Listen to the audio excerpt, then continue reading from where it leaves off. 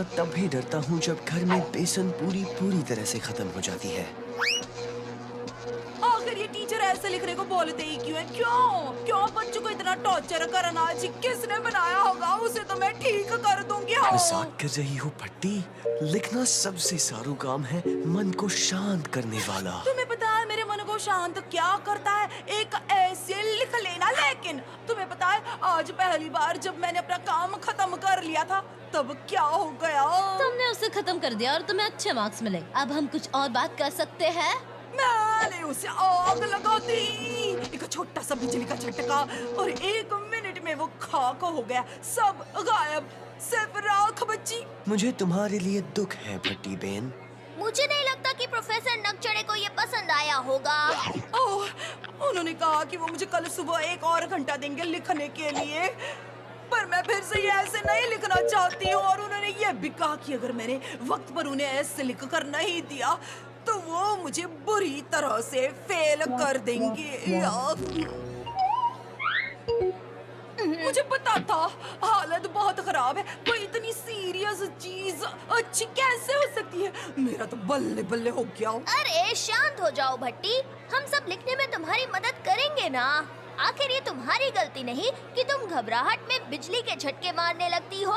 क्यों, मैंने सही कहा ना? सच में तुम्हें लगता है कि तुम मेरी मदद कर सकते हो? भट्टी, ये लो, ये मैग्नेट तुम ही पकड़ो ताकि हम सब लोग जल ना जाए। हाँ? भट्टी, तुम्हारी जिंदगी बदलने वाली है। शुक्रिया खान।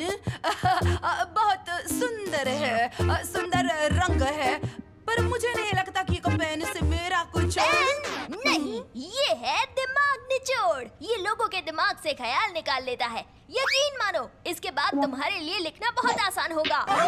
एक पेन लिखने वाले के अंदरूनी कश्मकश को कैसे पहचान पाएगा मोटा भाई? उसके लिए एक समझ चाहिए सामने वाले के। हे खान, तुम्हारा तो जवाब नहीं।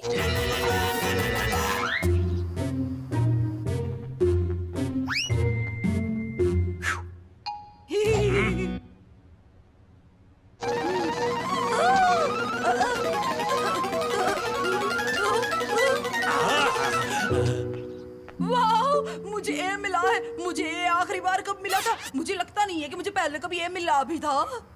बल्ले बल्ले दिमाग निचोड़, मैं तुम्हें कभी अपने आप से दूर नहीं करूंगी, कभी नहीं।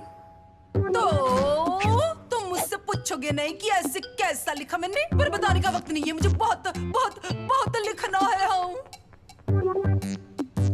अब समझ आया, मैंने बहुत बड़ी गड़बड़ कर दी है। अरे अच्छी बातें भी तो सोचो। अगर वो सारा वक्त लिखने में बिताएगी तो वो खुद के साथ कोई गड़बड़ नहीं करेगी। हाँ सच में, भट्टी तो काफी गड़बड़ मचा सकती थी।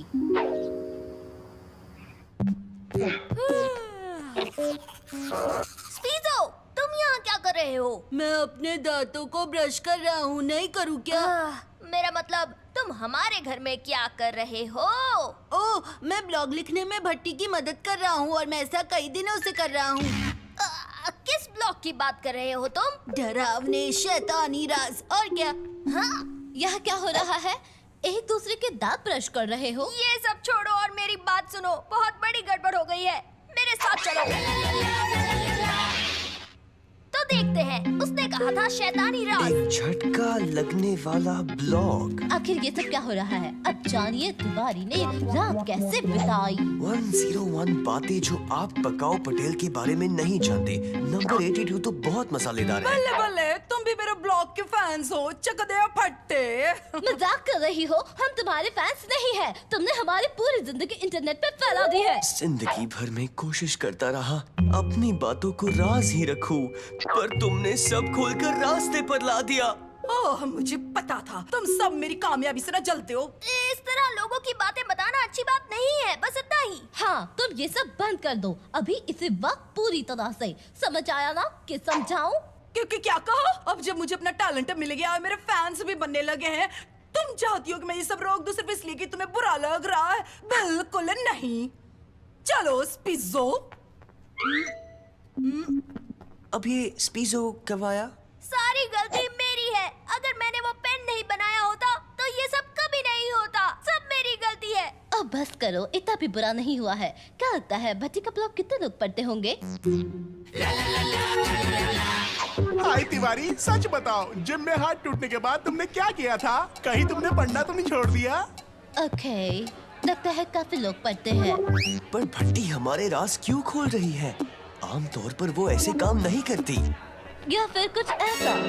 भट्टी के सबसे शर्मनाक पल, सबसे बड़ा खुलासा। तो वो खुद के राज भी लोगों के सामने लाकर रख रही है।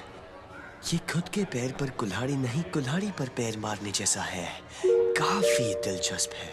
शायद मुझे पता है कि क्या हो रहा है। जब मैंने भट्टी का वो ब्लॉग पढ़ा जिसमें उसने खुद के शर्मनाक पल बताए हैं, मैं समझ गया कि वो इसलिए नहीं लिख रही क्योंकि वो हमसे बदला लेना चाहती है, बल्कि इसलिए कि वो पेन उससे वो करवा रहा है। तुम्हारा मतलब है दिमाग निचोड़ ने भट्टी पर काबू कर लिया है, पर पहले तो कोई भी ऐसा नहीं कर पाया है। हाँ, कुछ ऐसा ही समझ लो। ये समझ लो कि पेन उसे लिखने को मजबूर कर रहा है और उसे पता भी नहीं। जो भी भट्टी के दिमाग में हो रहा है वो उसे ब्लॉग में लिख रही है। मोटा भाई, मुझे सच कहना बहुत पसंद है, पर मुझे लगता है कि इसके पहले कि वो कुछ बहुत बुरा लिखे, हमें उसे रोकना चाहिए। ये देखो, उसने हमारे क्लास के बच्चों के सारे राज बता दिए और उसने अभी-अभी घोषणा की है कि कल वो अपना सबसे बड़ा ब्लॉग पेश करेगी, जो होगा प्रोफेसर नकचरे के राज। मुझे यकीन नहीं होता। मेरी जिंदगी में पहली बार लग रहा है कि लिखना बुरा है। हमें कुछ ऐसा करना चाहिए जिससे उसका लिखना पूरी तरह बंद हो जाए। हकीकत हो गया। अब ये बिल्कुल असली के जैसा है। मैंने मैग्नेट की पोलैरिटी बदल दी है। पटेल, इससे कुछ भी लिख कर देखो। ये काम तो मुझे बहुत सारू लगे छे। मुझे यकीन नहीं होता। मैं नहीं लिख पा रहा मोटा भाई। मुझे पता है, क्योंकि मैंने बनाया है दिमाग रोकू। इससे लिखने वाला कुछ भी नहीं लिख पाता है, कुछ भी नहीं। लिखाई की कसम, उम्मीद है कि तुमने मेरे दिमाग को नुकसान नहीं पहुंचाया है मोटा भाई। और उम्मीद है कि भट्टी को भी ये ऐसे ही रोक पाएगा। पर हम कुछ नहीं कर सकते, वो किसी को अंदर आने नहीं दे रही। तो हम पेन्स की अदला बदली कैसे करेंगे? पता नहीं, हमें ऐसा साथी चाहिए जिस पर भट्टी भरोसा करती है। कोई ऐसा जो आसानी से उसके डेस्क तक पहुंच सकता है।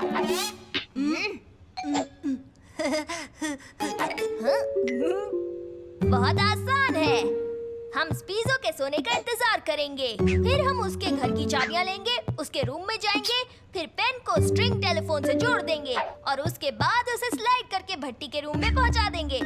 पेन कैन से टकराएगा, जो लुढ़क कर दिमाग निचोड़ से टकराएगा, जिससे वो जमीन पर गिर जाएगा और फिर सिर्फ दिमाग रोकू ही टेबल पर रहेगा। ये बिल्कुल आसान नहीं होगा, पर मैंने पूरा हिसाब कर लिया है। हमारे कामयाब होने के मौके 5500 में से एक है। तो क्या ख्याल है? हम सोच रहे थे कि स्पीजो को पेन बदलने के लिए कह देंगे। वो ठीक है, अगर तुम्हें यही पसंद है तो मतलब बोरिंग तरीका है, पर कोई बात नहीं। बहुत आसान है स्पिज़ो। तुम्हें बस इतना करना है कि अंदर जाना है और भट्टी को बताना है कि हमारे पास एक बहुत बड़ा राज है जो हमें उसे बताना है। और जब वो हमसे बात कर रही होगी तब तुम उसके डेस्क के पेन की जगह ये पेन रख देना। बात यह है कि अगर मैंने ऐसा किया तो भट्टी मुझसे कभी भी प्यार भरी दोस्ती नहीं कर पाएगी, कभी नहीं। शांत हो जाओ। तुम्हारी गलत फहमी अब भी दूर करो कि बाद में दूर करो, अभी बताओ।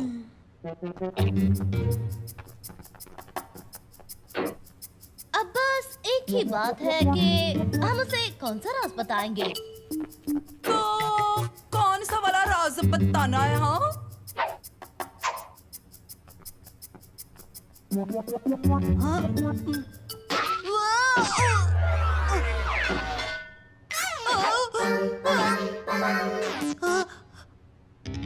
अकड़ बकड़ बम्बे बो 80 90 पूरे 100। ठीक है, अगर तुम लोगों को कुछ नहीं बताना तो मैं अंदर जाती हूँ। ठीक है। मुझे बहुत डर लगता है, वो भी मेदू वड़े से। क्या? हाँ, मुझे बहुत डर लगे छे। पता नहीं उसके छेद से या उस पास के वड़े से, पर लागे छे। ये काफी शर्मनाक है, मैं मानती हूँ, पर अभी मेरे पास ना इससे भी ज्यादा शर्मनाक बातें हैं। हाँ तो काम हो गया। दरअसल इसका जवाब हाँ भी हो सकता है और ना भी। ठीक है दुनिया, वक्त आ गया है। अब तुम सब जान पाओगे गुप्त नाम। गुप्त नाम। किसका नाम था वो? अब मुझे क्या लिखना था? मैं क्यों लिख रही हूँ? मुझे तो सो जाना चाहिए था। हम कामयाब हो ही गए। इसका मतलब है हमें नक्चरे का असली नाम कभी पता नहीं चलेगा। शायद इसे तुम्हें ही रख लेना चाहिए। आज सुबह ना मेरी ईमेल में ना बहुत सारे मैसेजेस आए। सब मेरे लिखने से ना बहुत गुस्सा थे। तो और किसी के राज जाहिर नहीं करोगी? ना जी, अभी तो मुझे 1-2 महीने तक रोज स्कूल के हर बच्चे से ना माफी मांगनी पड़ेगी। लेकिन इसके बजाय अगर तुम प्रोफेसर नक्चरे का असली नाम बता दो तो मजा आ जाएगा। मैं और किसी राज का खुलासा नहीं करूंगी। देखो मैंने लिस्ट बनाई है, मैं पढ़ूंगी, अगर सही हुआ तो तुम बस अपना सर हिला देना। ओके? टपरी, राधे श्याम, चन्नी बाबू, हरि प्रसाद। सच बताओ हरि प्रसाद ही है ना?